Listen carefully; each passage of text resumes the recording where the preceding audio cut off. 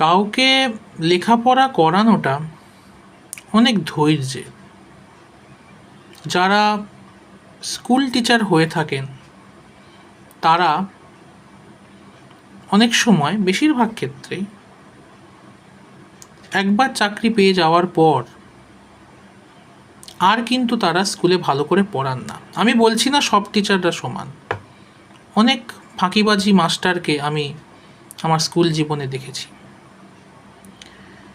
তিনি এলেন, এসে বসলেন, বসে বললেন, তোমরা তো বাইরে টিউশন নিয়ে পড়ো,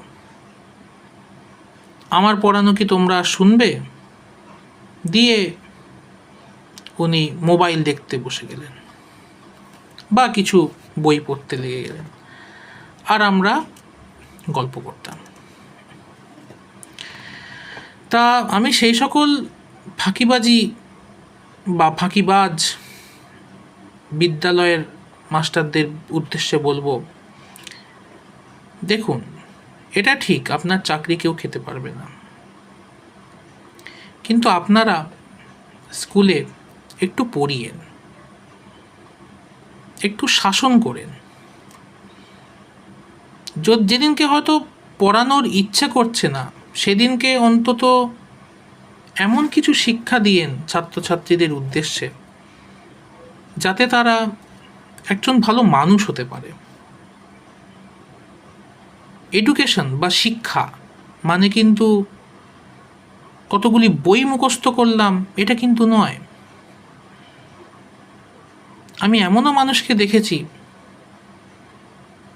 যাদের নিউটনের সূত্র পুরোপুরি মুখস্থ ছিল, কিন্তু বড় হয়ে গুন্ডা হয়ে গেছে প্রমোটিং করে। আবার এমনও মানুষ দেখেছি যে হয়তো পড়াশোনায় হয়তো ভালো ছিল না, কিন্তু মানুষ হিসেবে সৎ ছিল। কাজেই আপনাদের বলবো যে আপনারা যেদিনকে পড়াতে ইচ্ছে করবে না স্কুলে পৌঁছে, সেদিনকে একটু সৎ, মৌলিক এবং নীতিগত শিক্ষা দেওয়া ছাত্রছাত্রীদেরকে।